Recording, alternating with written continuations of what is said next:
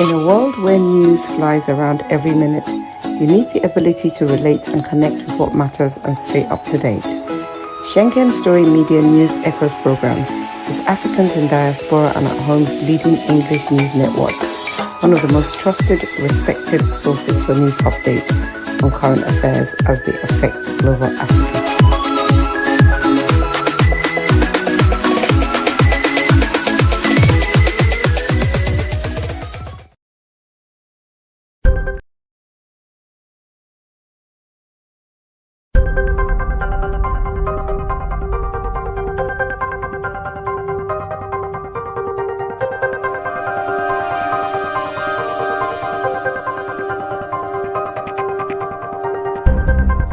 Elevate your new week, fuel your success. SSM invites you to kickstart each weekday with our news update Between the Lines, featuring the week's top news and analysis and the most attention-grabbing lines, deciphering world events. Hook up to SSM Monday program Between the Lines.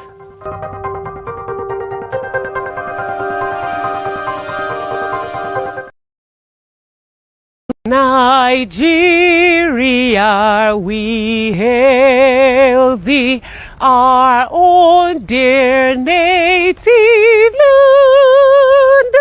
Though tribe and tongue may differ, in brotherhood we stand. Nigerians all are proud to serve our sovereign motherland.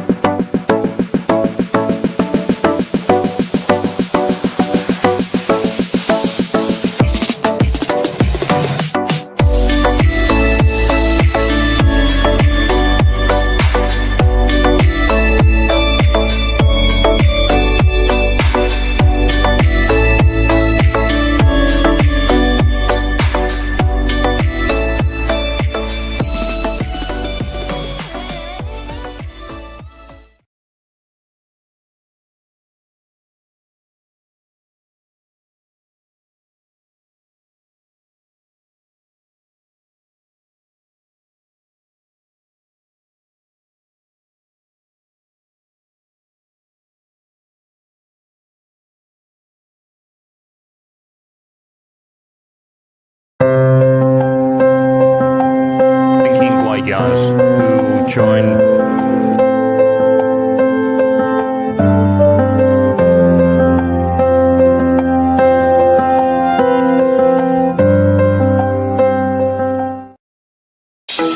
In a world where news flies around every minute, you need the ability to relate and connect with what matters and stay up to date. Schengen Story Media News Echoes program is Africans in Diaspora and at Home's leading English news network, one of the most trusted, respected sources for news updates on current affairs as they affect global Africa.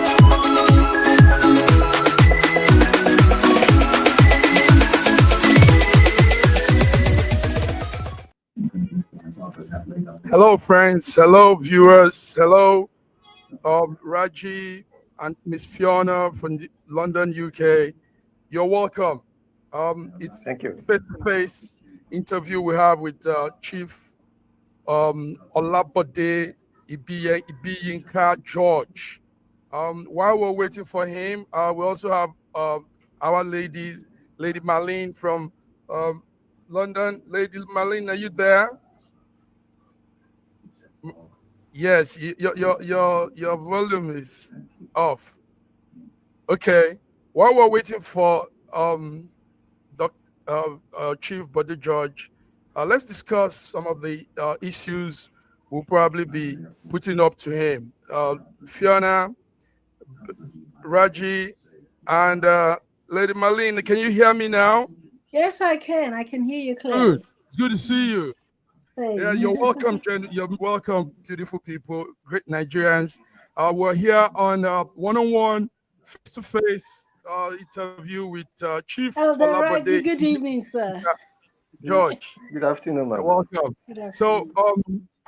we're expecting to have the chief come join us, and also joining again is George, Sir George Chukwu from Toronto, Canada. George, you're welcome. What a pleasure it is to be here once again. And I want to greet Olayinka Raji and Fiona and the young lady, what's her name again? And I just want to greet everybody. Yeah, Loveline. Well, Yes. greetings from Canada and welcome from to London.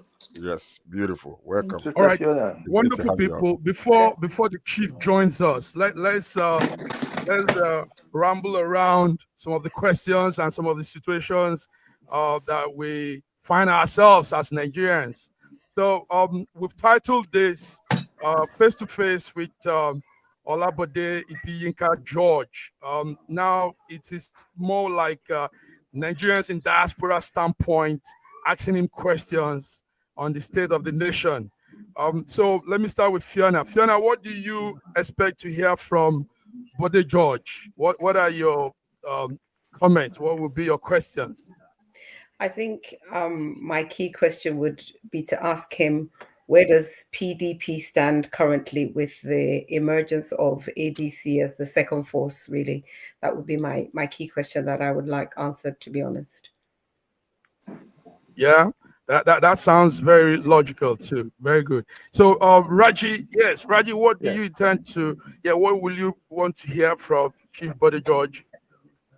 I would actually like to understand why the PDP couldn't hold itself together and imploded right after the last elections. After when Jonathan lost the elections, because even that elections, the PDP were not with him. PDP were not with him. They were divided against their own presidential candidate. There were some internal disruptions that caused that. I would like to know whether those internal strictures can ever be repaired, and if PDP, as Lady Fiona had mentioned, could ever come back again as a forceful party to be reckoned with in the Nigerian politics.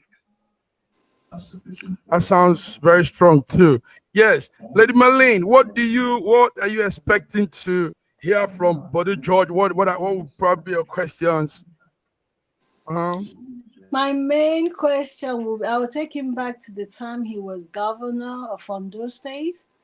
He has to tell us what inspired him to get into politics and all that. And with the situation of things in Nigeria now, what can he give us the most, should I call it his biggest achievements in politics in regards to Nigeria? Because if I take him back to 1988 to 1990 till date, some governors, you say, okay, they've done this, they've done that, done that. I want to know what he has done for Ondo State and what he thinks is wrong in Nigeria system at this point. Nice. You have some real tough questions there, and hopefully he'll answer them. George, what's your stand? What are you putting to Chief? Well, I have many things that I need to ask Chief, and one of them actually will be, as an elderly statesman, understanding what is going on currently in Nigeria, and what would be his advice, not only to ADC, but also what would be his advice for the youths, because we understand the way politics is being played in Nigeria right now, that it's only they're clamoring for one party,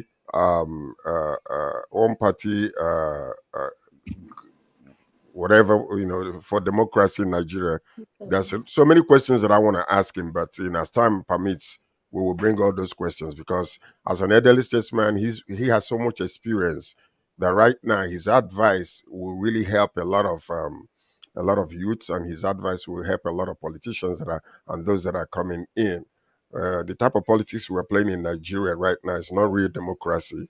We are going through authoritarian type of regime right now as it stands, what would be his advice and what would be, the next election in 2027? What are his expectations, or how can ADC or Labour Party or, be able to help to, alleviate what is happening in Nigeria right now?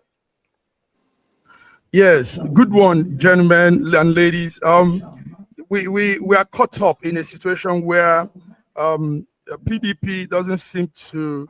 PDP didn't do better anyway. I mean, if you all will agree with me, during their tenure, we didn't see much improvement economically, socially, and otherwise. But Chief Bode George has been a very strong voice as an opposition to the present government. And it's something that is actually not too bad in that sense of, checkmating governance. We need more of such people, more people that could be, so the government they will be on their feet. It's not it's not a plaything. So good questions you're all going to put across to him. We're still waiting for Chief Olabode George.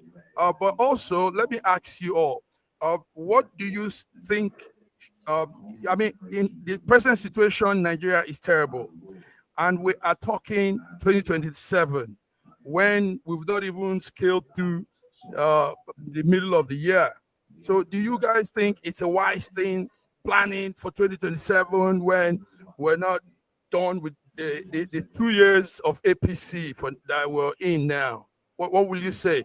So can I speak first? Okay.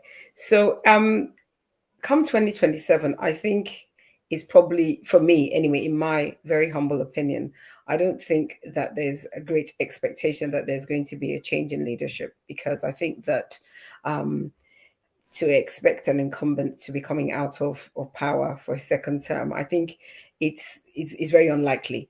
And I think that the president will be ensuring that whatever the case may be, there will be.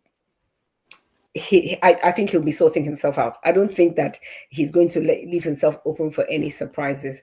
Of course, anybody in politics that's looking at 2027 should by now be really aligning themselves, getting their teams together and thinking about what strategy they're going to use to deliver themselves in 27. So I think the presidency will already be doing that.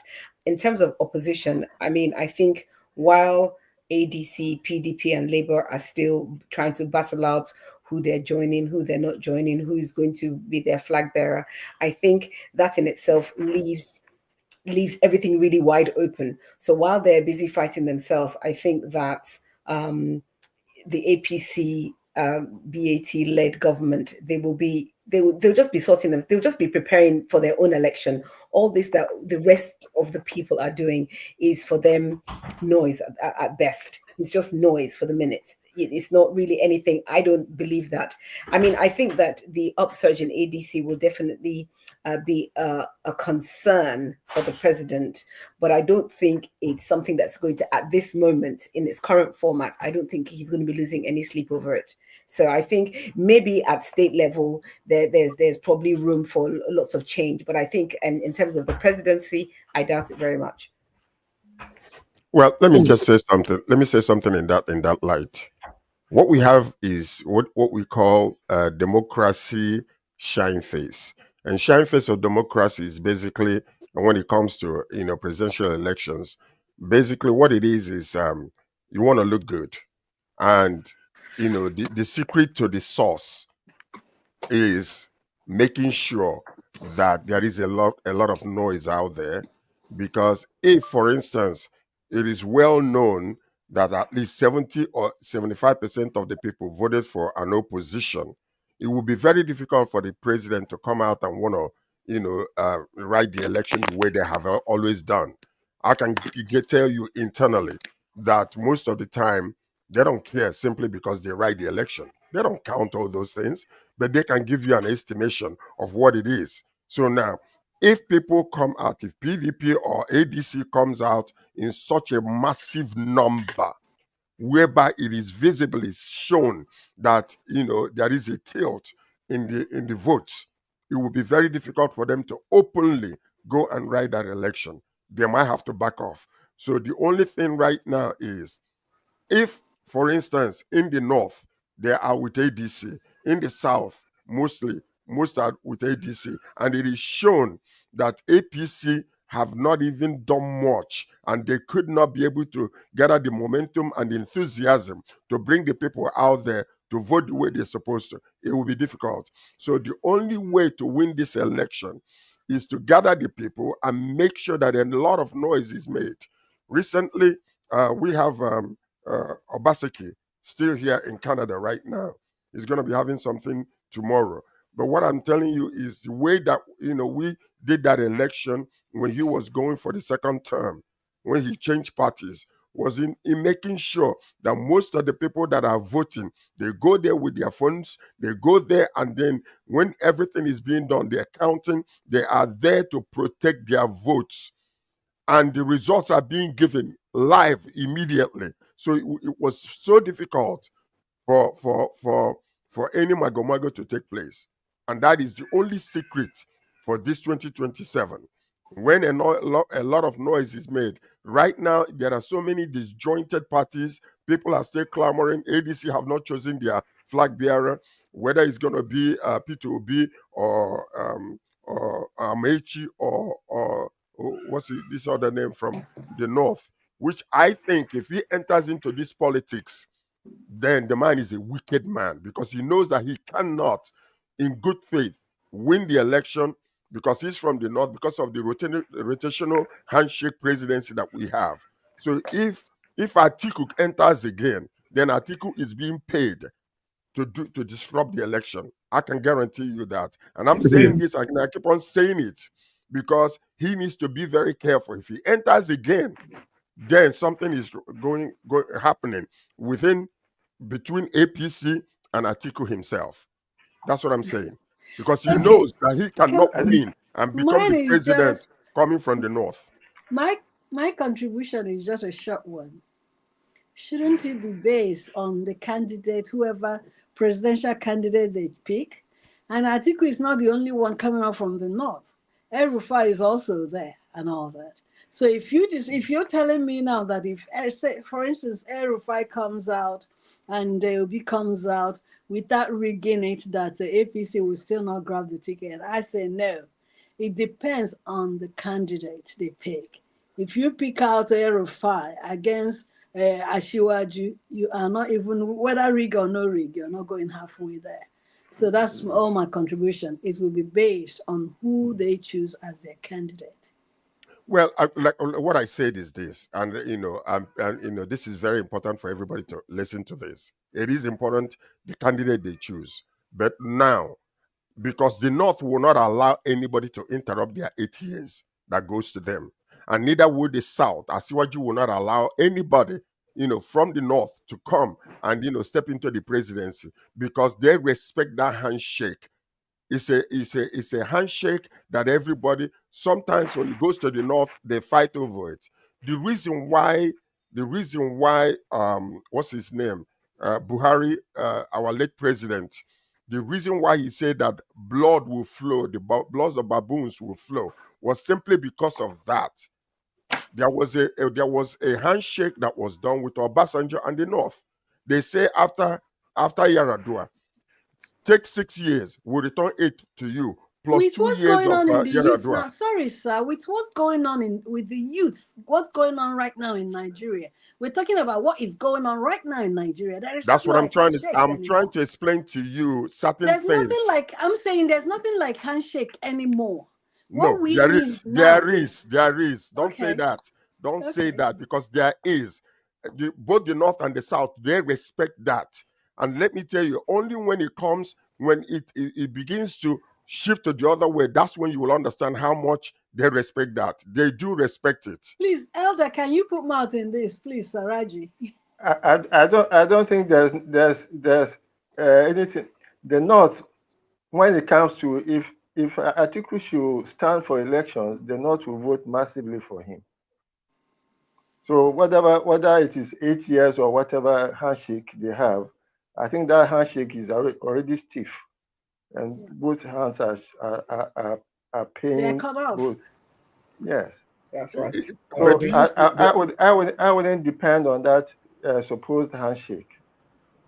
I will not. Listen, the North voting for him and him winning is two different things.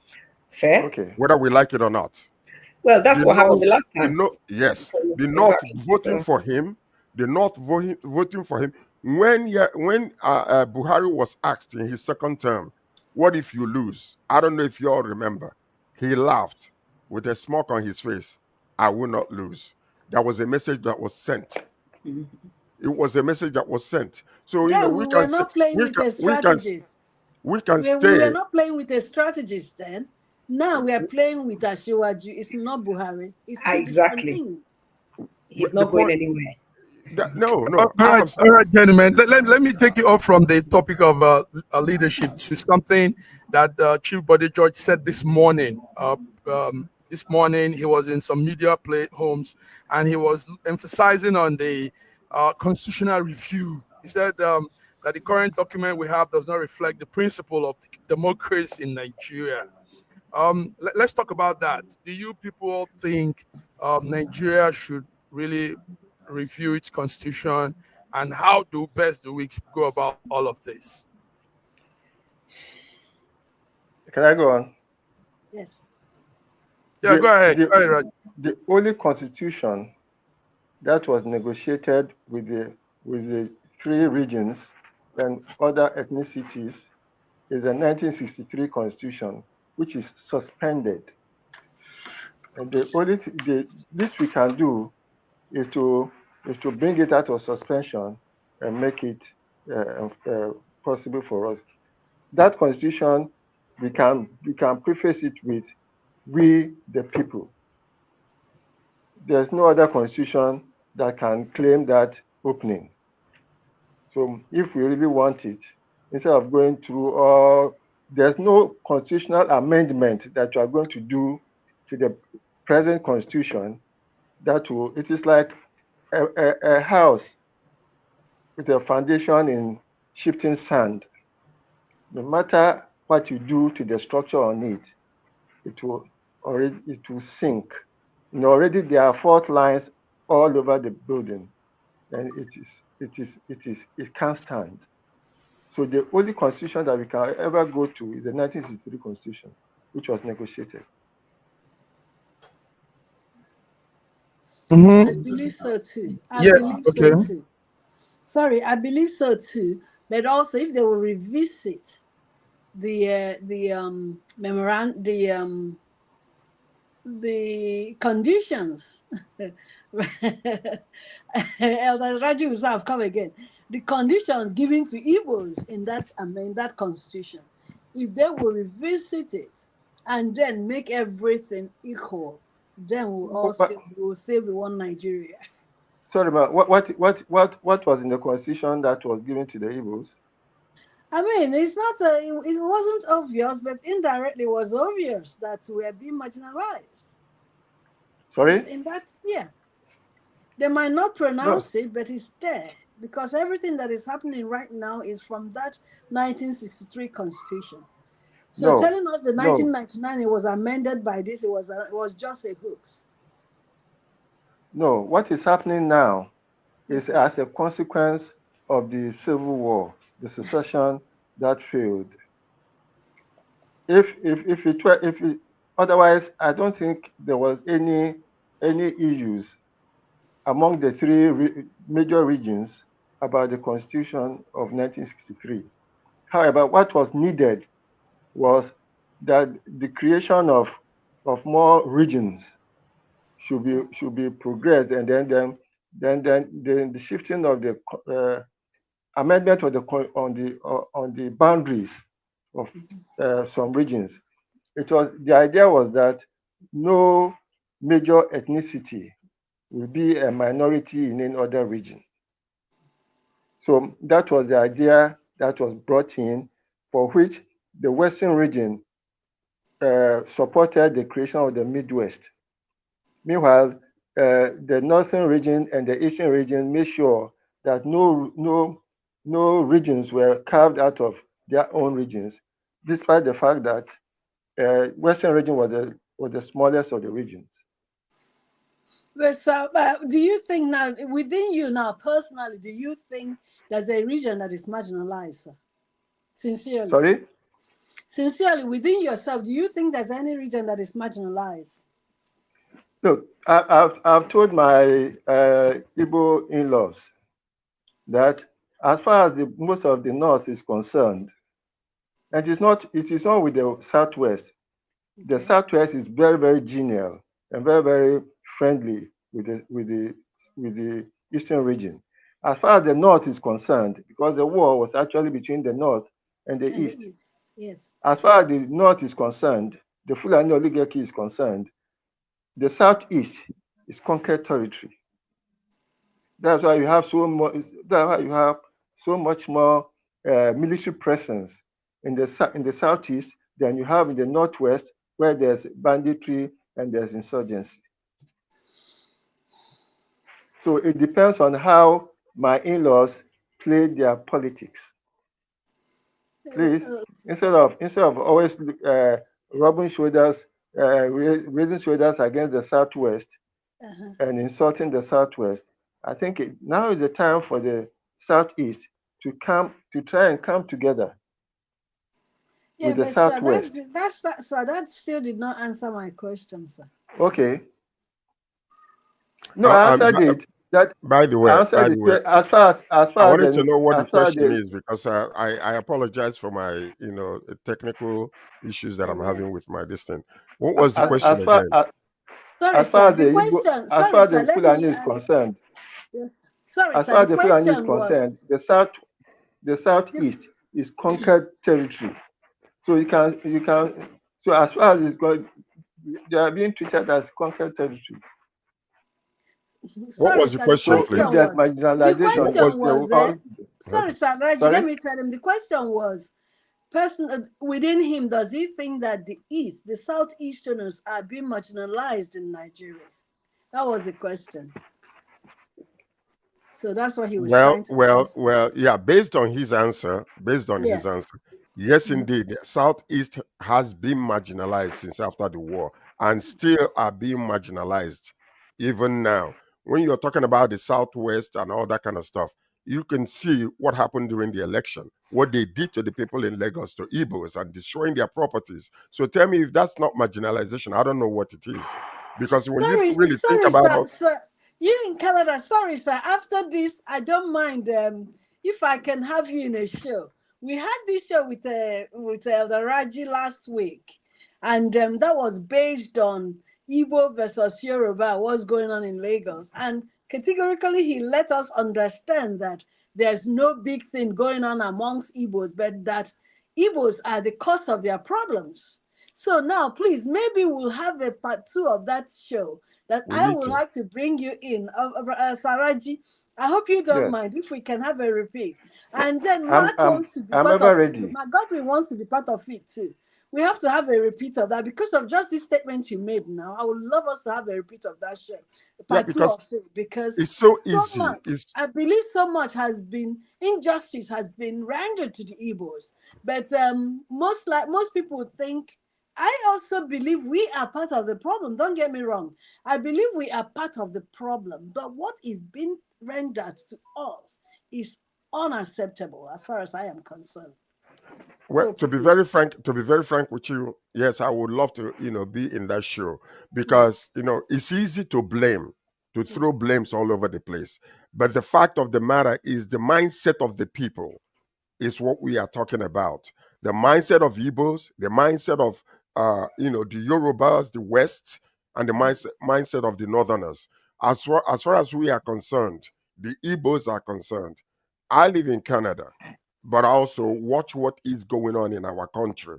Because when you saw what happened, the politicians are using tribal sentiments to gather the people. We saw what happened. We saw what happened when people came out and started, basically, threatening Igbos and all that kind of stuff. What happened? Nothing. When an Igbo man said, if you guys are not going to protect our businesses, maybe we can go to IPOB and have them to come. They arrested that man. We have not seen what happened with that man today.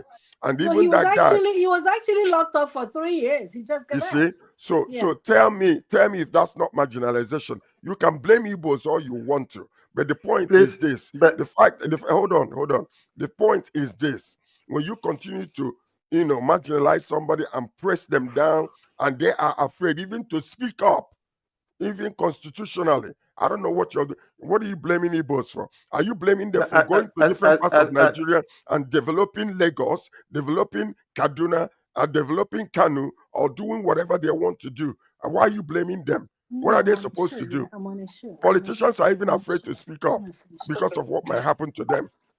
So you can't blame Igbos for what the West did during this past election. You cannot. They didn't do anything. They come out to exercise what their did the freedom. West do? What did the West do? Destroy properties of Igbos and not No, allowing them to speak. I live in Lagos. And then a lot of threats came from during which Igbos. election, please? Can you This be clear? past election, During which election? 2023 election. No, which elections? The presidential 2023 presidential election. When is it the presidential elections or the governorship elections? Both. Is it with both? Look, if there was anything done or supposed to have been done against the Igbos, how could they have had? How could Obi have had a majority of votes in Lagos State in the presidential elections? Let me tell you something. Like they said, it was nothing but a political strategy. Political strategy. That's what it was. The Igbos were threatened. You were there. You even spoke about this before. They were not threatened. No, look, in my office. Do you want me to get you all the you don't have to. I live in Lagos. I live in Lagos. I was involved. It was wide open. It was wide open. Gentlemen, thank you very much for keeping the space very active and lively. Chief is here. So we're about to take a break. Let's take a break and come back as we bring in Chief Olabode Ibiyinka George. So see you on the other end. In a world where news flies around every minute, you need the ability to relate and connect with what matters and stay up to date. Schengen Story Media News Echoes program is Africans in Diaspora and at Home's leading English news network, one of the most trusted, respected sources for news updates on current affairs as they affect global Africa.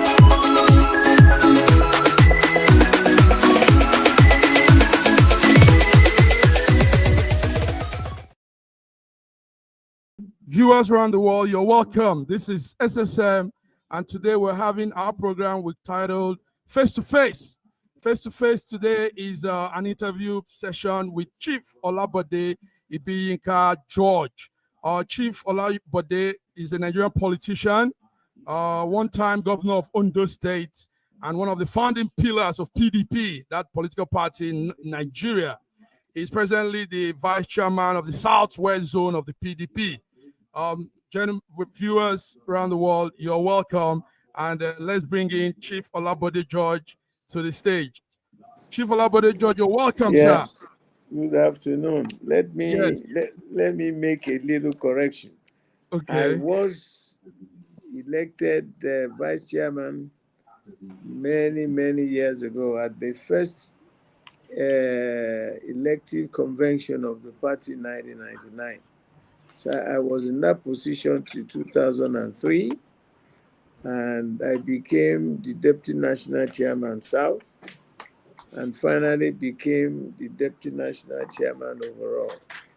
And I spent about 10 years as one of the managers of the party.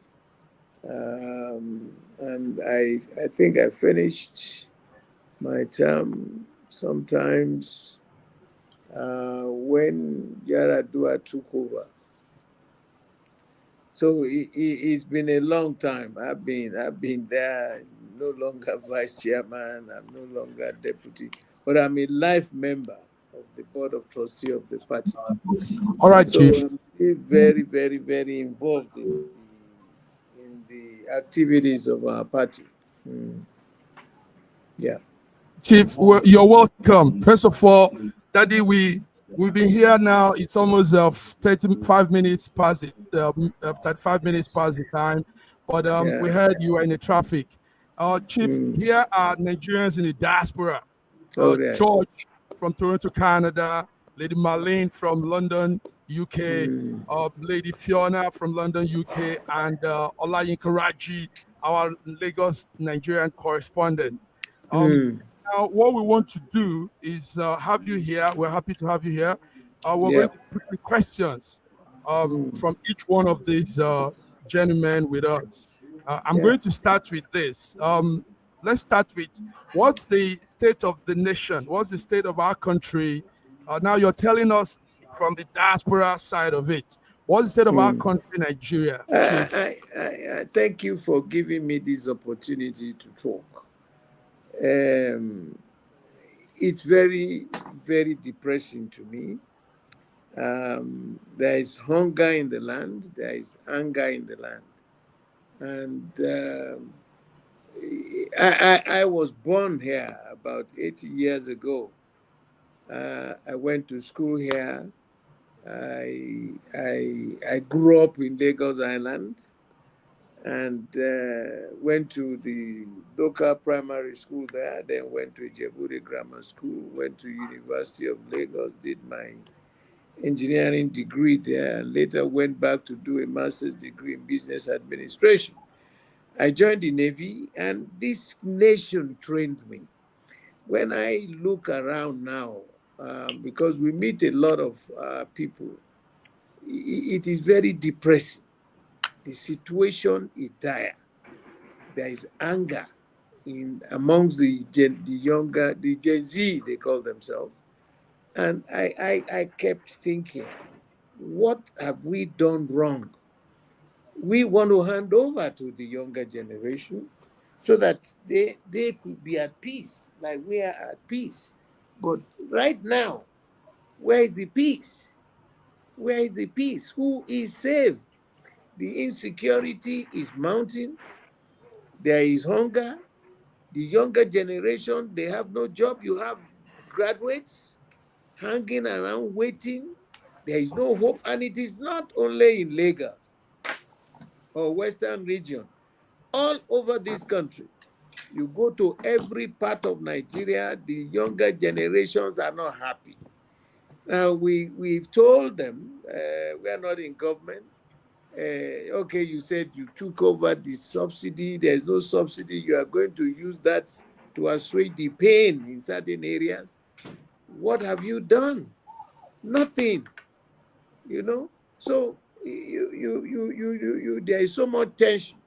Now, by December this year, we'll be trying to head into the next sets of elections. And I am bothered. I am really very bothered.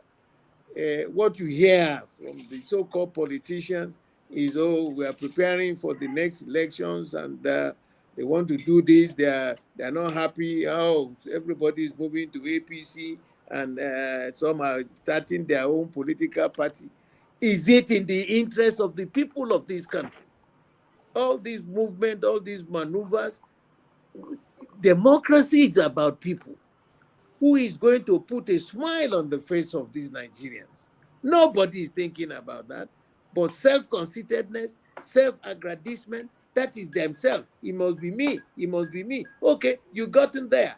And look at the rottenness of the electoral process in this country. If we don't get these things right, this country will remain just a mere country and not a nation. So we have been all over. I've been all over. You know, my experience in the Navy took me to all over the globe. You know, although there are national economic indices that all over the world, there is an international depression everywhere. But this nation is blessed. Human resource, agricultural resources, mineral resources, like they say in my local parlance, boku like sansan. So why should any Nigerian be heading anywhere, even those who are living here? Things are here for us to develop. Things are here for us to tap. and manufacture them for the betterment of our people. It is depressing, and I am saying it with all qualms, with no qualms. At 80, what am I afraid of? Why shouldn't I be able to say it? We didn't grow up like this. There was scholarship for those who have the ability to go to universities. There are trade centers for those who didn't have the opportunities, who haven't gotten the knowledge to go up to higher grades. They go to trade center to learn some trade. And we've been shouting, set up a special fund. Look at the banks, for God's sake. Everybody buying private jet, flying to where? You guys who live abroad, how many bank managers do you hear that they have private jets? How? So this it is so nonsensical. It is so heartwarming, disrupting that I felt really angry.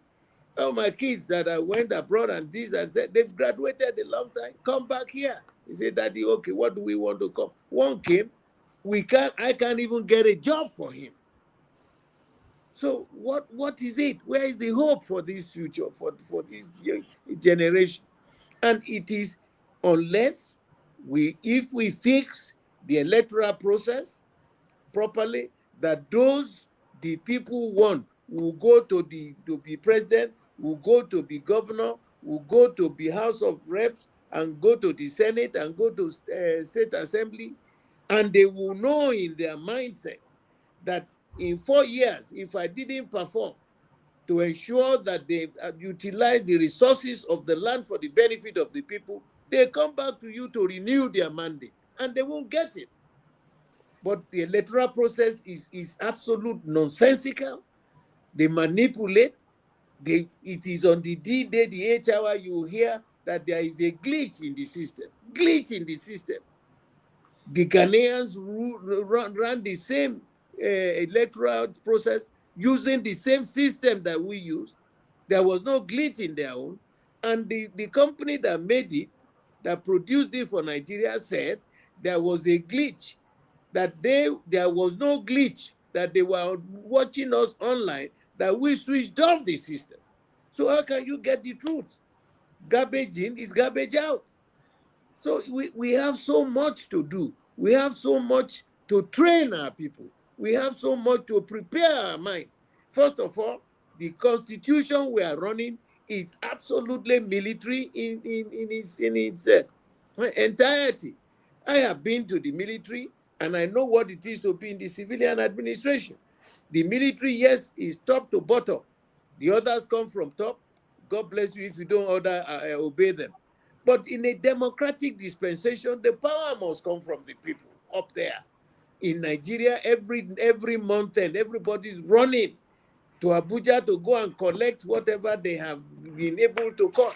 Look at the distribution of all this wealth based on which data. Lagos is the largest populated state in Nigeria, and it is the largest electoral state in Nigeria. You know what? The local government we have in Lagos is only 20. Ogun is also 20. Ogun is not even up to 1/4 of Lagos in population. Oyo, 33. Osun, 30. Ekiti, 16. Ondo, 18. You go to the north. Kano alone is 44 local governments. Jigawa, 27. Katsina, 33.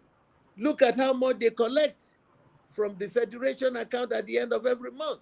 Something is not right, for God's sake. Something is not right. We must come back. There must be justice. There must be fairness. There must be equity. Otherwise, we will remain a country rather than a nation. And that's why we go up and down and see a load of our children, abroad, experts in every known field. Why would they come here? To come and do what? Even if they come, they won't employ them, they won't hire them.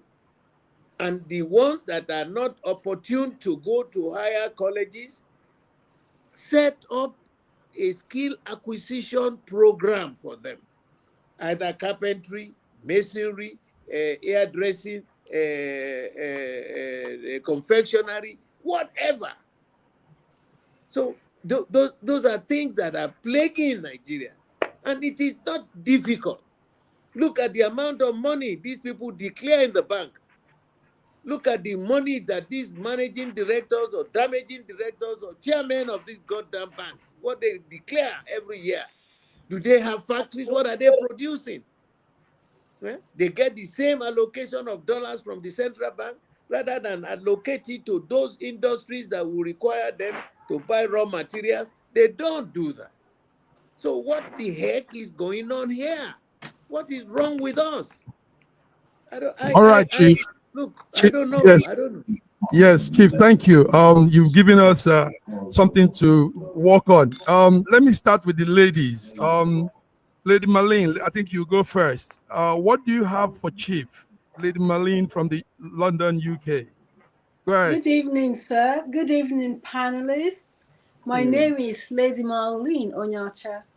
I'm the CEO of Prime View Television UK. Well, I had a few questions, but let me start with the personal and political journey, your personal and political journey, if I may ask.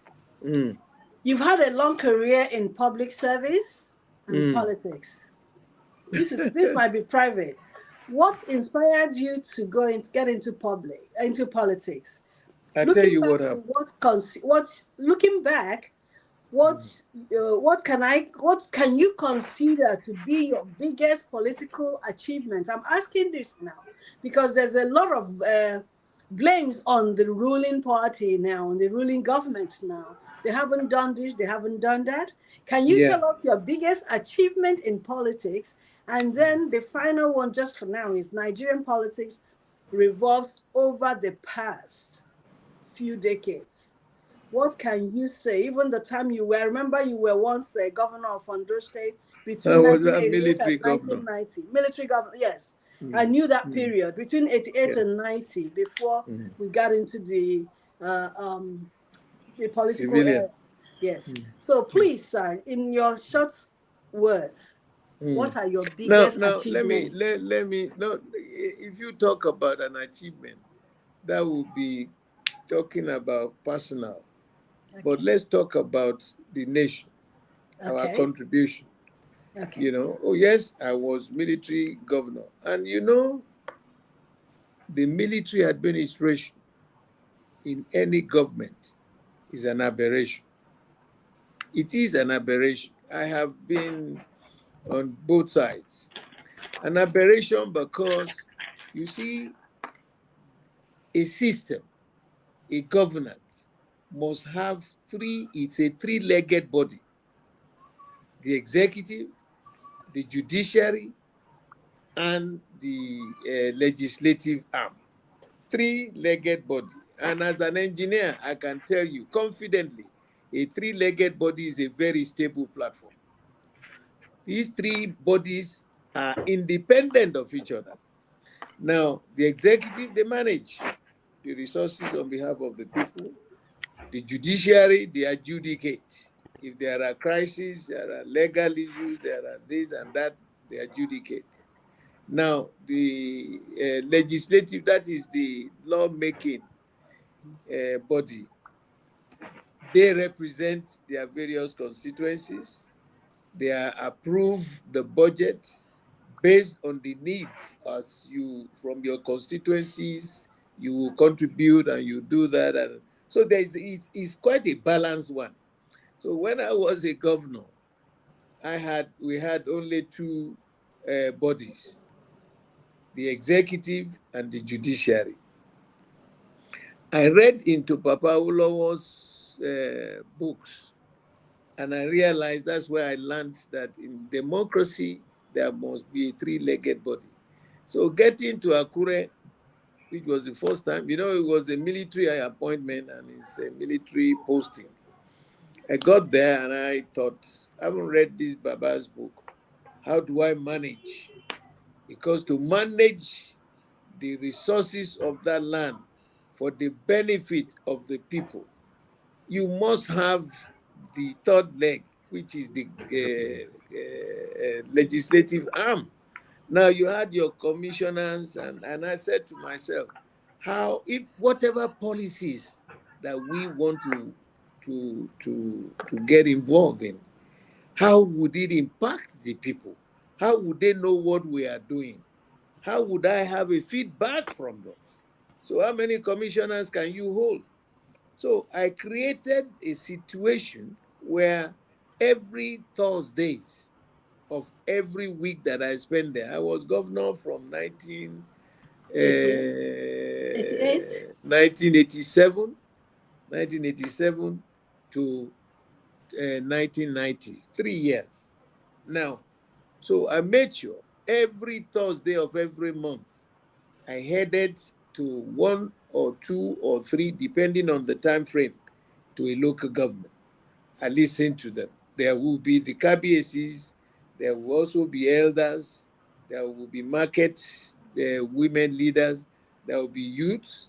It was like a public forum where you want to hear what their needs are and what we are doing there.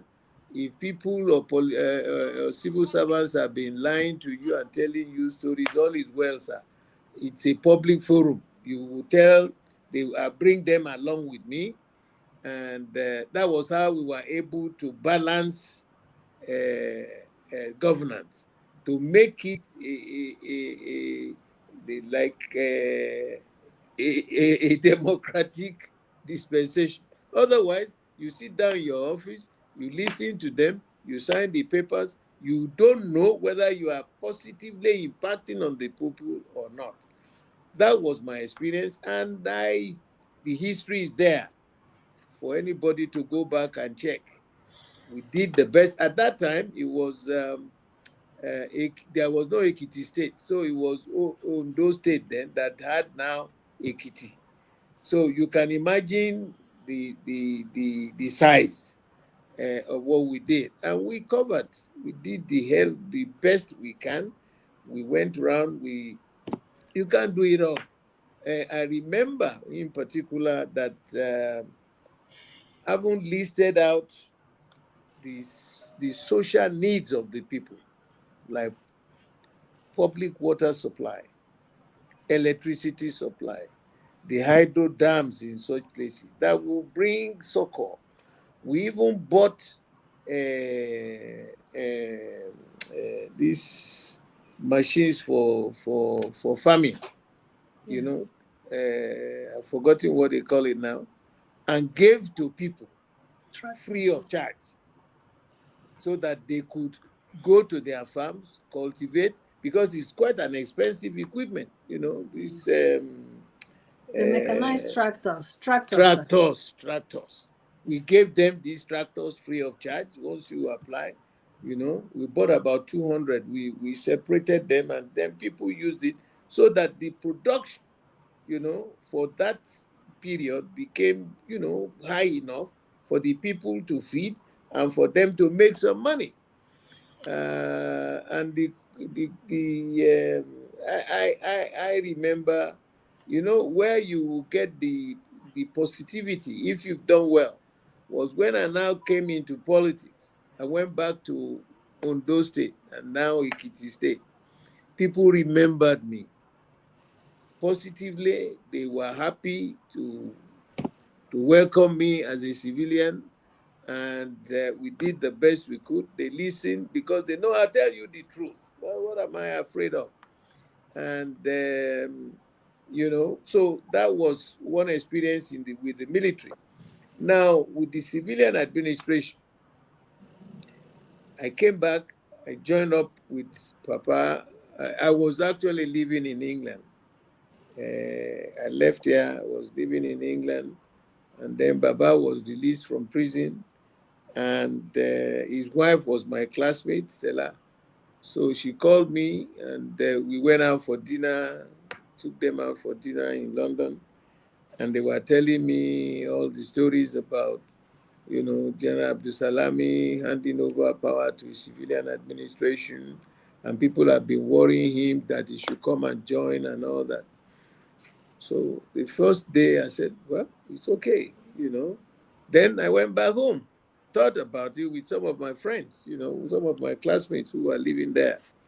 And I looked at it that if they were inviting him to come, you know, we are transiting now from the military to a civilian administration. Mhm. So I said to them that, look, the best thing I could see on the level of capabilities and capacities that we must still transit. Baba Obasanjo has been tested and tried, that we can't just jump from the military and straight back, so that we don't have that experience of Papa Shagari. You remember how the military handed over to Shagari only to roll back again. So if it's a civilian administration, I told him that I would be happy to come back, you know. So that was how I flew back on the day he was launching his campaign. And that's how I joined up as a civilian politician. And the first, I remember I went to Jos for the convention. I went with him. I started working with his campaign, and I became like the chief logistician officer, planning the movements, and which is my part of training in the military. And we covered quite a lot of areas. All right, Chief. Chief, So, the issue, Chief, the issue on ground is burning. We want more political topic related discussion. okay. So I'm bringing Now, in George now. I'm bringing in George, one man, one woman. George from Toronto, Canada. George, go ahead. What? Yes, let's make it more Chief, political now. my Thank you. namesake, Chief. It is such a pleasure George having is you my once son, again. yeah, is my my surname. Yes. But it's good Yeah, to have you here once again, and no problem. what a breath of fresh air to have you with us, Chief. You Yes, have been a loyal custodian of PDP ship absolutely. through stormy waters. Okay, Yeah. but with so many politicians jumping ship lately, do you ever feel like you are one of the last men standing at the old family house? I want to be frank with you because I'm talking to those who are in diaspora. I don't know the ages, but you all sound that you are young and thriving. You see, when the founding fathers of our party came together, they were put together by Papa Alex Ekweme because they have seen the experiences of this country in the First Republic, why it failed. They saw the consequences of the failure again in the Second Republic. So they came together and decided that, look, let us look at our country, Nigeria. The failure of the First Republic was centered on majority tribes and minority tribes. Every election, majority tribes will win, minority tribes were just mere onlookers. It didn't all go well because a nation that discriminates against any group, you won't do well. It's not a cause. That's right. We must be able to carry, because when God created us, whether you are minority or majority tribe, did you request God that I want to go to the majority tribe or minority tribe where you are being born? No, No, you did not. you just came. And it didn't say that because you are a minority tribe, you won't have brains. I said, I have traversed the length and breadth of this country. There is no part of this country you won't find a genius in any known field. So the sensing of bringing every one of us together to form a nationhood, whether you are minority or majority, once you have that feeling being a member and you are proud to be a member of this country, makes a lot of difference. So they came together.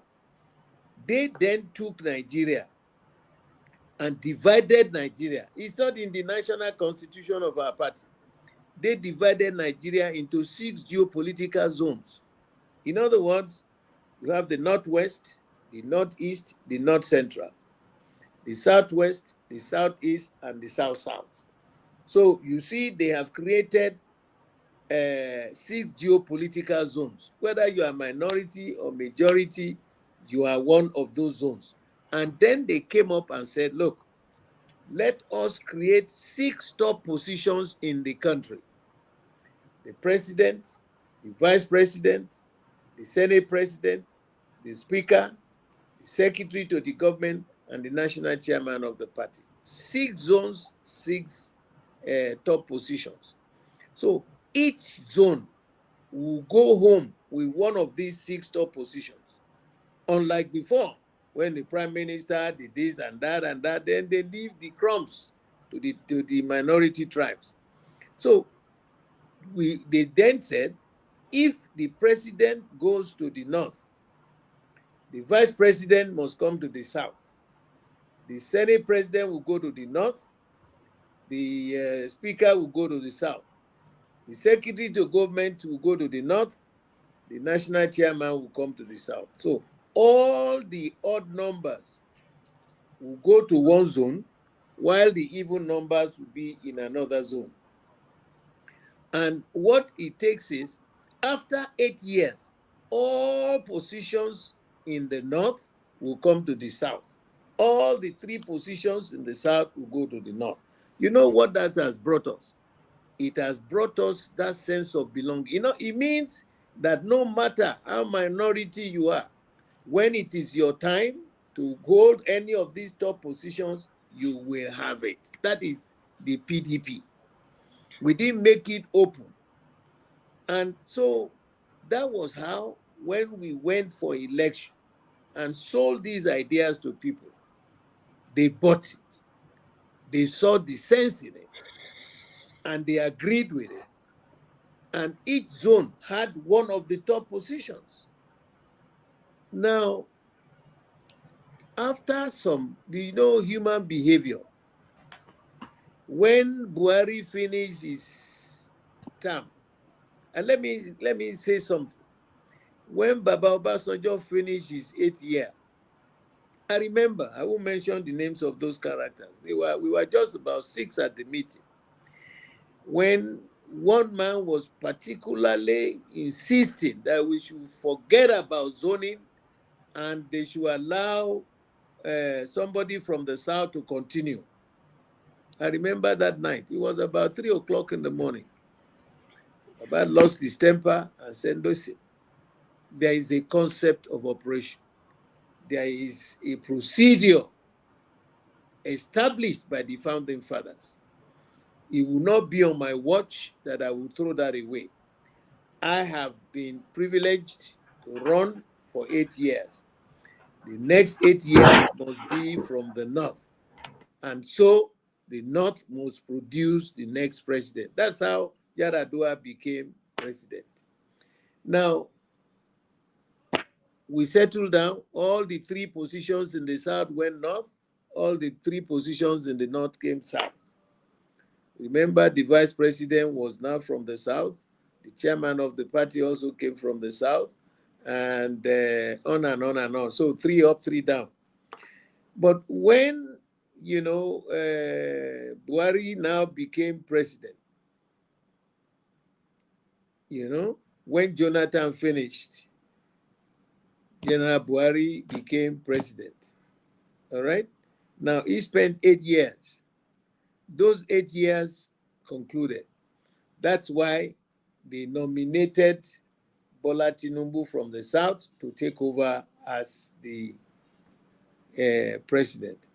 The interesting part of it is the APC initially told us they don't believe in zoning, but they saw the sense in it that if we want to move from just being a mere country to a nationhood, we had to carry everybody along. So Buhari spent his 8 years, they zoned the presidency now to the south. The mess with PDP was Atiku, who is a northerner, now wanted to contest as a northerner immediately after Buhari. That was the beginning of our crisis, because a lot of people came and said, no, you can't do this.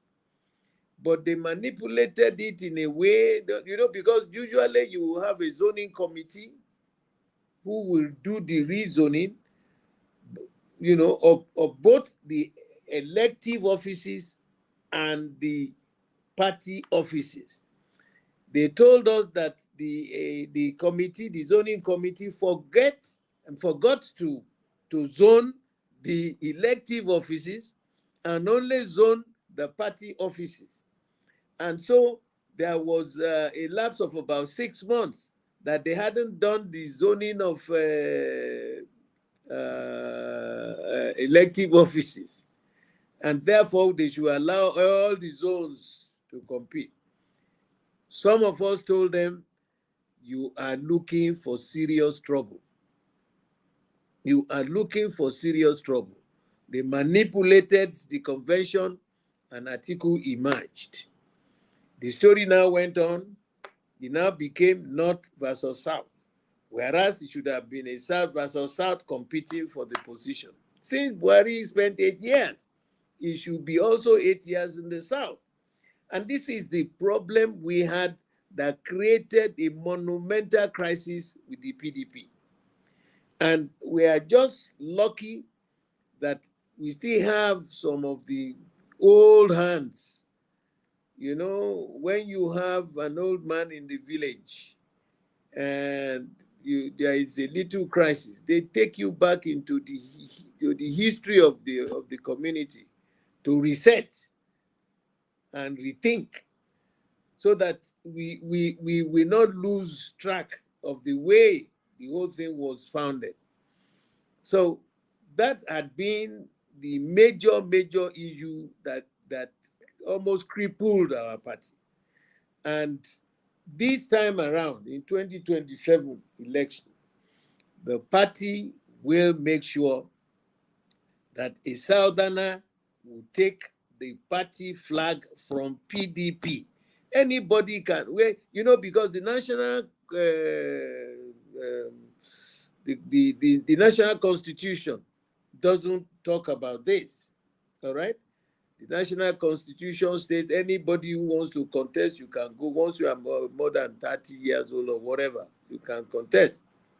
But the important thing with our party is that the doctrine is 8 years of presidency in the North, 8 years of presidency in the South. So turn by turn, Nigeria Limited. That was how we concluded. And we have just finished our NEC meeting.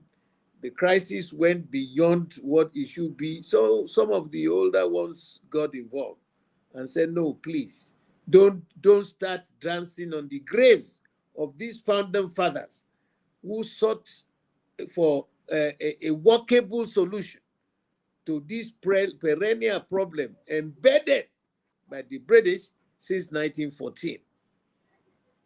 We want to be a nation. We must grow to be a nation. We must respect ourselves. Yes. We must respect your neighbors, no matter what tribe he is. Love your neighbor as yourself. Thank you, Chief. What would that was. Accept, don't do it to anybody else. But thank you very much. We have sorted out that one out. That's the status all right, of our party. Good one. You're really giving it to us here, Chief. We want to tell our viewers also, those that want to contribute, you're free to send in your questions. Those of you that have questions, as you follow us. So let's have another lady in the house. Fiona from the UK, London. Fiona, go ahead with your question. Thank you. It's a pleasure to meet you again, Chief. There's so many things that I want to ask you.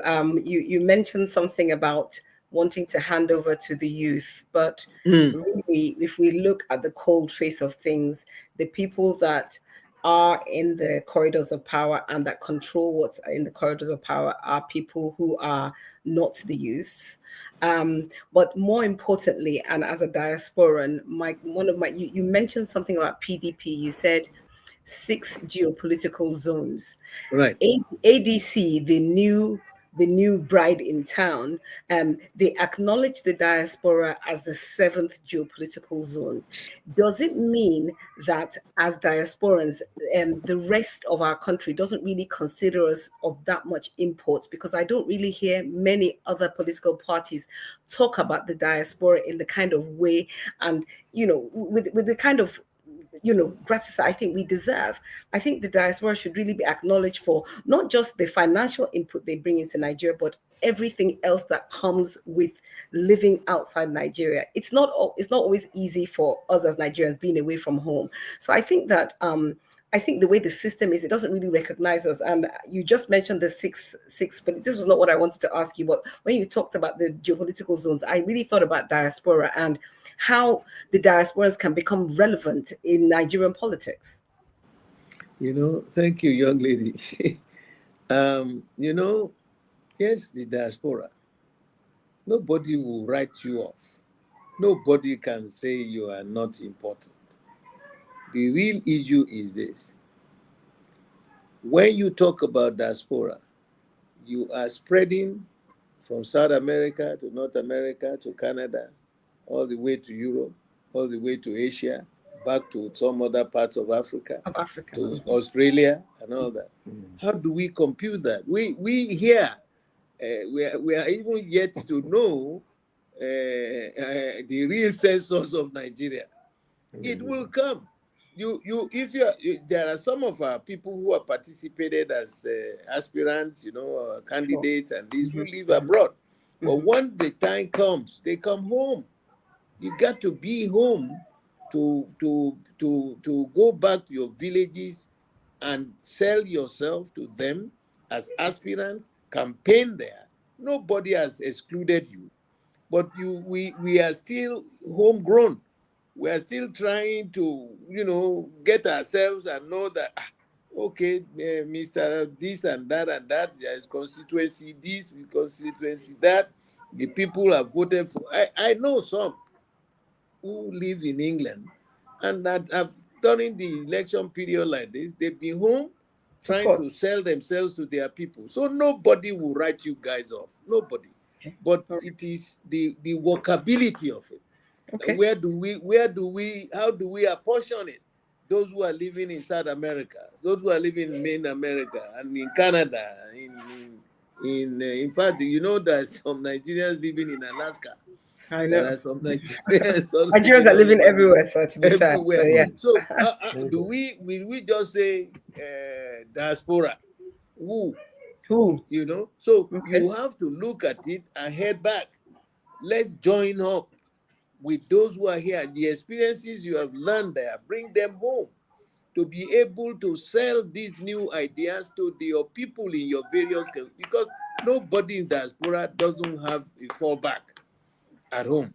So you come back, you sell the ideas to them, and let the electoral process, for God's sake, be justifiable, be fair, be equitable, so that there are no manipulators, junkies who go and manipulate, and then at the final analysis, they call themselves honorable, this governor, that the president, this, that. Falsehood. And if you build your house on a false foundation, it will collapse. Let's all work together. Let us. I've been shouting about this electoral process because it was a shock. I am a computer engineer. I was a weapons systems engineer in the Navy. I mean, imagine we are at sea, and we are at war. Somebody fired a missile at us. The missile is coming. Our radar has picked it up. The computer will compute in microseconds the time of flight of that missile to your ship. And then you now suddenly said, oh, we have a glitch. There's a glitch. You know what that means? You are dead like Dodo. Dead, for sure. There is no system designed that will not be robust enough. If there is one side that is the one route that is blocked, there will be so many other routes. All we want is the result, instant result. And that's why we are saying, these people who are now going to be the managers, the supervisors of election, for God's sake, in the interest of this massive country that has refused to remain the giant of Africa, it's a disgrace to us. Look, we spent a lot of money fighting to release Mandela in South Africa. We spent a lot of money fighting to release the Rhodesians down at their Zambia, whatever they call themselves. We fought in Angola. We fought in the Congo. We fought in Somalia. We fought in Sierra Leone. We fought in Liberia. Where are we? Where is that giant of Africa? Why are we degrading? Everybody, even those of you who live abroad now, you show your passport Nigerian, they say stand this way. There's no respect anymore.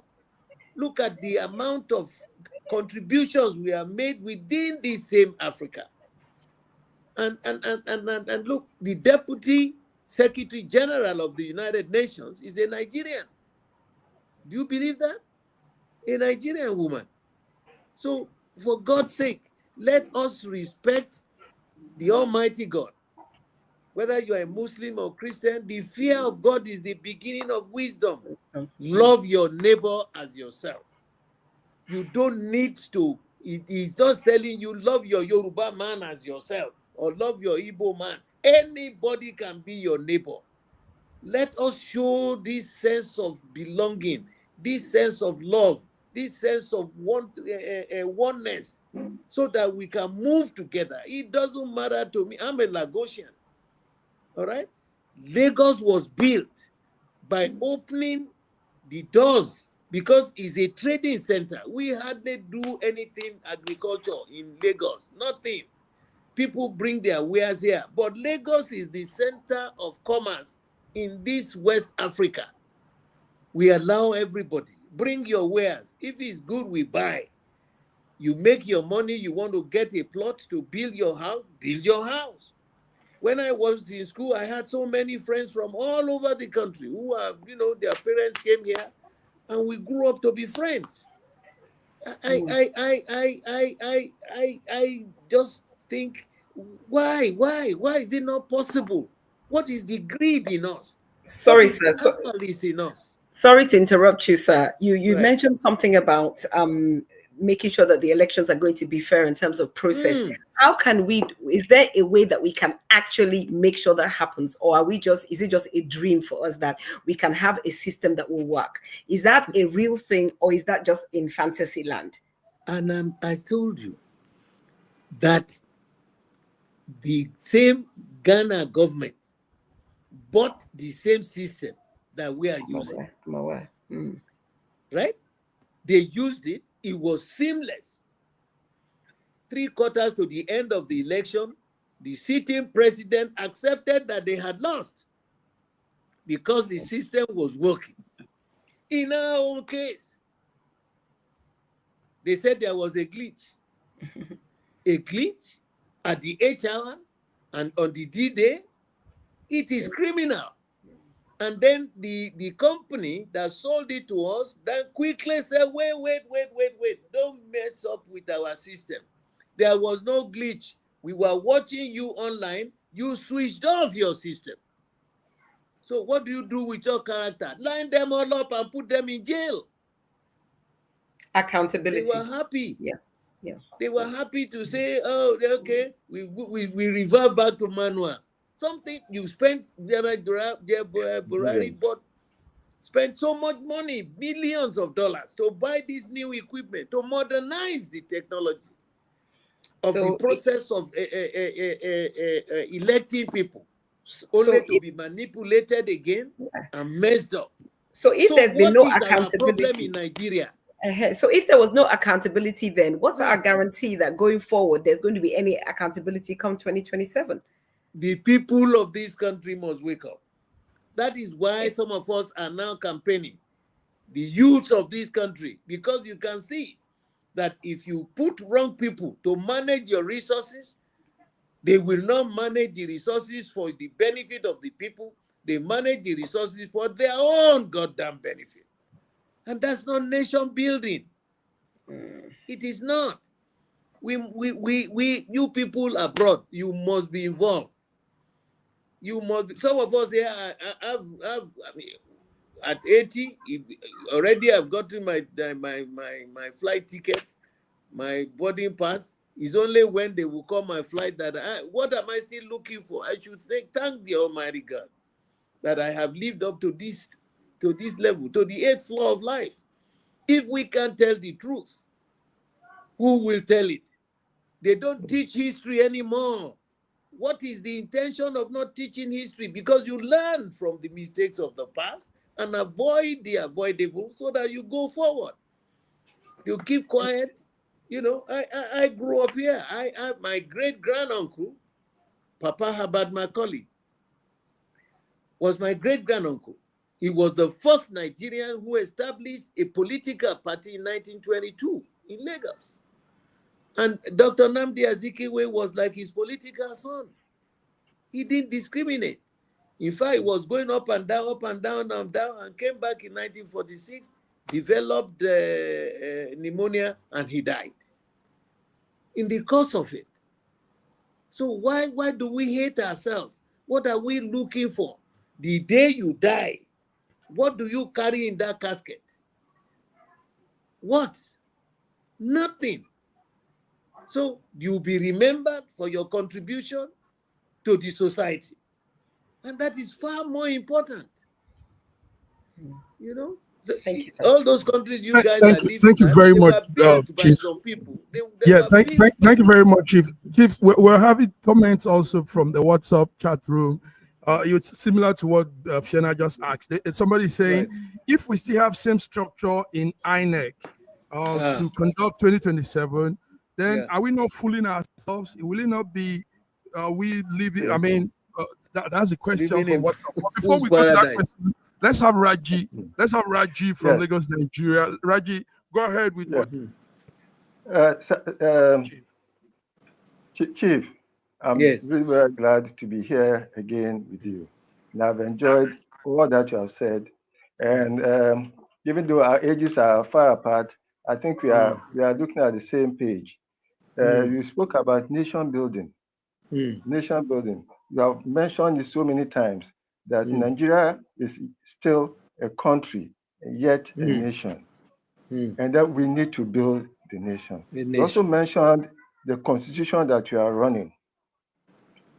No matter how much they amend this constitution, it was built on quicksand, and that structure on it will eventually collapse. Is there a possibility, sir, that the country could revert to the 1963 constitution that was suspended after the first coup? Because what we have now, we start with we the people, essentially is a scam. It's illegitimate. It is only the 1963 constitution that can have that opening as the opening statement. Is it possible that, also because of the kind of government we are running now, it's a zero sum winner takes all thing? Is it possible for us to ever revert to the 1963 constitution, which was parliamentary? Yeah, you see, let me say this. We discussed this at the last, I think 2014. The first civilian president set up a review of the constitution designed by the military, handed over to us by General Abdul Salam. There was a lot of hue and cry, and he then constituted very, very eminent, knowledgeable of all generations. The younger generation, the Gen Z were there, the older ones, and it was a mixture. I was a member of that constitutional conference. If you look at that the report of that conference, speaks a lot. This particular statement you made was raised in a subcommittee, which was headed. The committee consisted of Papa Adebanjo, Papa Olaniwun Ajayi, Professor Jerry Gana, Chief Falaye, a host of other Nigerians. I was the youngest in that committee. Now, the 1963 Constitution spoke a lot about parliamentary and the regional, systems. After their contribution, I asked them, I said, Papa, let me say this. If you go now to, let's say, Ogun State, and tell Ogun State people you are moving back to Ibadan,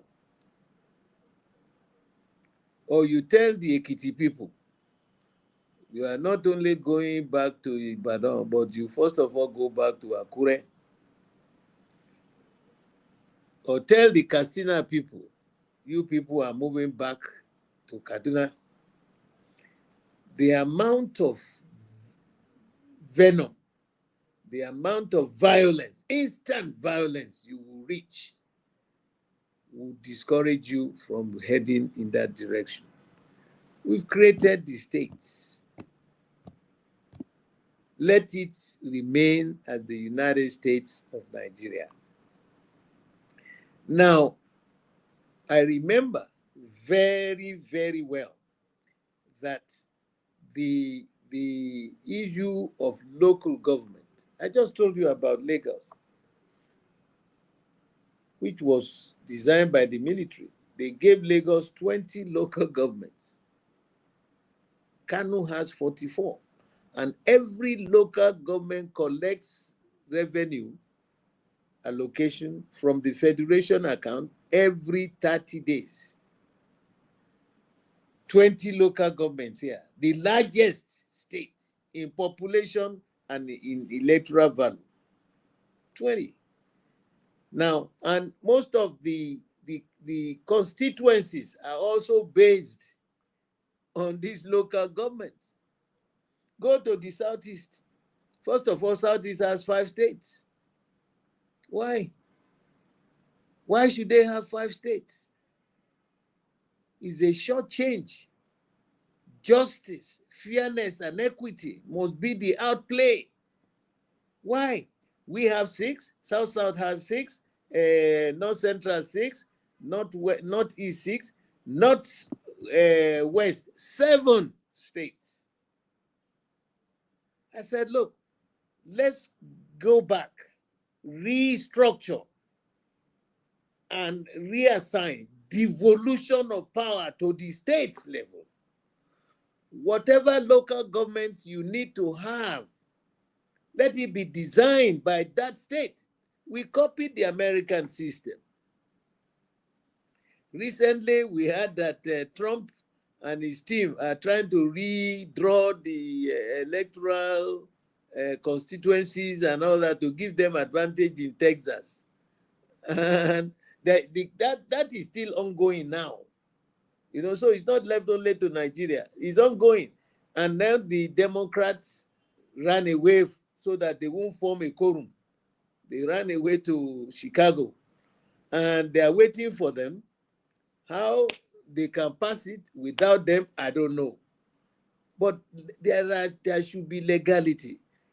Let this man, Mr. Bola Tinubu, the president of this country, bring out from the archives the report of the 2014 confab. It addresses a lot of issues. Nobody, Buhari, as Jonathan handed it over to Buhari, he said, okay, put it in the archives. because he still supports his own concept of operation. And it's not working. It can never work. Bola is there now. Bring it out from the archives. Let us even start discussing it. Let's start debating it. So that every local government, go to America. Who designs how many local governments you want? Cut your coat according to the available cloth, not to your size. Maine is the smallest state. They could only afford only one bicameral, only one House of Rep. They don't have chambers, the Senate chamber. But look at California, the largest state, the 6th largest economy in the world, is still part of the United States. Hardly does it run to Washington to go and collect this and collect that and collect every month the collection of things. The natural environment, take my state, the water of Lagos, the Ports Authority in Lagos here. You know, when the British came, they centralized all the governance, and that's what we have passed down. New York City, who controls JFK? He's the mayor of the city of New York. Who controls the water, their ports? The mayor of New York controls the ports. If you go to Mississippi, down there, who controls the ports there? Who controls the ports in California? It is the state government or the county. So there are so many things that the federal government are dabbling on, and we concentrated this power as if it's a military administration. It is not. This is not democracy. And we've been talking and talking. Now Bola is there. I am challenging him publicly and internationally. Let him bring out the report of the confab of 2014 for people to start debating and discussing it. I'm not saying it is the finality, but let us debate it. They kept it, and we are still using the one brought out by General Abdul Salami. It's not working. It cannot work. What is the business of the president on my local government in Lagos, or in Calabar, or in Sokoto, or in Borno? What has it got to do with him? But that's where they go and get their allocation for their funding. Look at the security situation. We only have the national police. How many are the national police that can effectively come? Because policing is about community living. So if you now carry them and say only the national police, look at the mayhem, the kidnappings, all the unnecessary things going on in this country. Can they cope with it? But the moment you allow state police, even in America, you know, they have the county police, they have the state police, then they have the FBI. Still, the people still commit crime. So there's so much to be looked at, to be taken, to be discussed for effective management of our nation. And I am pleading with them. All these people in the National Assembly, state and national, what do they call it, Senate, and this and that. What are they doing there? What are they doing? They must make sure they make this country a country livable, sustainable, enviable, the giant of Africa. Otherwise, it's the pages of history would be unkind to them. It's not that people have not discussing this. They are making, like you said about the 1963 Constitution. We looked at it. This nation has moved forward. They have created so many states. You can't roll back. If you do that, the amount of mayhem that will emerge, you won't be able to manage it. So let it be the United States of Nigeria. All the state governors or the state people will look at how many local governments they can afford to have. And if they cannot pay, it has no business to do with the central government. You be your business. Look at us now, 20 for Lagos, 44 in Kano, 27 in Jigawa, Ogun, 20, we 20. How? How? Those are things that we and when they get there, they keep quiet. Keep quiet for what? Whatever allowances or salaries you get, someday you will cease to be a member of that place. And you come back to the field that you are experiencing here. I beg them, in the name of the Almighty God, let them do a rethink. This country is blessed. This country is great. But the human people there, selfishness, self-aggrandizement. Thank you. Wow. Yes, good one, Chief. Thank you, viewers. What you've been watching is face-to-face interview, SSM face-to-face interview today, the 6th of August 2025. We're here with Chief Olabode Ibiyinka George. Chief, there are actually more questions, but because of time, what we're going to do now is a round up. George, I don't know if Marlene or George or Fiona, I don't know if there's okay. Lady Marlene, I do have, yes. Okay. I do have a small question because Chief, several times you're an elder statesman indeed, and I thank God for us having you today. But for at least twice, you mentioned the Jay-Z's in your conversation. My little question now is: many young Nigerians feel alienated from the political system. Now, how can your political party, PDP, or other political parties, can they be trusted, especially PDP? Can we trust them again? The youth trust them again? And if so, do you believe that the youths are ready to lead the government at this point? You know, yesterday, we started the process in Lagos, and it's going to resonate all across this country. We set up an elders committee to vet and screen the younger generations who are aspiring to hold the offices of chairman, secretary, publicity secretary, woman leader, youth leader, and in the state. And my address to them was, look, we want to vet all these younger ones coming.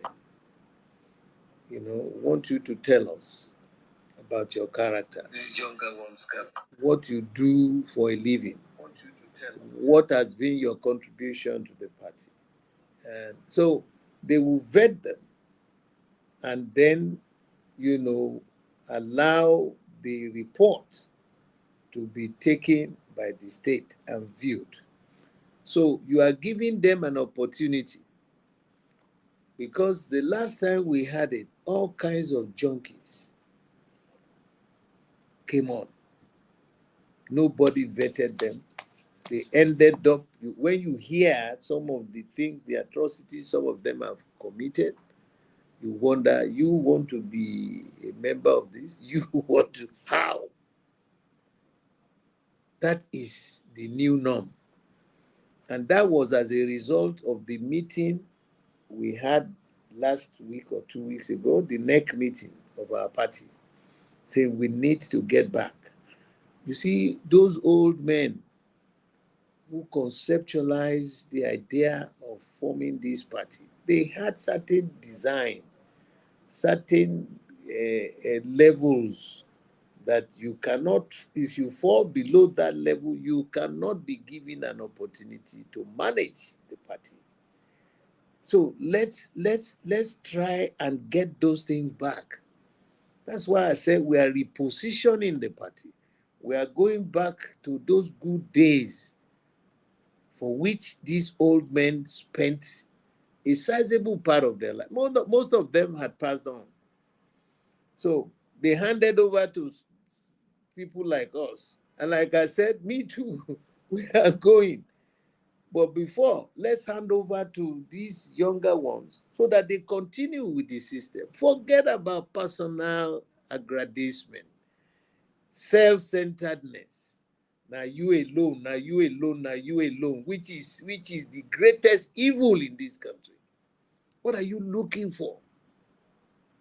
If you are not for service to the people, then don't get there. Look for something else to do in your life. So we just started, and it's going to resonate by, I think, the 20-something of this month. They set up a zoning committee, you know, they'll bring out their report, and then we go to the National Convention in November. And that means that the party is coming back. Unlike before, the way it was, mandled and manipulated, and the end product we have seen. Because you can only manipulate to a point. God told us, trust him and behave according to the dictates as listed in the Holy Book. And it is both in Quran, it is the Old Testament is the same like in Quran and Torah. It's only the New Testament that is different, where we brought the Lord Jesus Christ, that he was the direct Son of the Almighty God. We remind our people, please, let's play the way it should be played. Like we say in my local parlance, that let's do it right. The way it should be. Yes, Nice. there's nobody who is perpetual. Yes, You sir. have a date of exit. What would they say about you? So, sir, the answer is yes, the youths are ready now, sir. They are ready, like Freddy. Okay. you need to see them. George, go ahead. Yeah. Chief. Yes. You're known for telling it like it is, and that's Yes. one beautiful thing about you. You're not afraid of Thank you. anybody, Nobody. and it's just so refreshing to have you, still speaking the truth, in spite of everything that is going on. Now, let me ask you this question: if a political marriage proposal came from ADC or any of the emerging third forces, would PDP consider it? Or are we still married to the memory of 1999? No. A political party is like a police station. Go to any police station at any time of the day. The doors are never locked. Never. Okay. So if we don't shut the doors, because it will now become like, what do they call this? Like a cult. You come in. These are the do's and don'ts. If you swing in that line, then you sign on. But if you don't swing in that line, you come, then you'll be told that you are in a wrong party. Like with all these people who headed into this direction, they went down there so that they can pick up the ticket. Because there is a standard format by which you can take the ticket of our party, the presidential ticket. Until 2031, the ticket of our party will remain in the South. So that 8 years in the South, then 8 years in the North. In the North. Simple. Thank you so But very if much. you don't like the heat, get out of the kitchen. They've gone now to set up their own, fine and dandy. We go back to the people for Nigerians to decide. But as far as PDP is concerned, this platform, 8 years in the North, 8 years in the South. 8 years up there, 8 years. 8 years The down. babas that did it, don't let us keep dancing on their graves.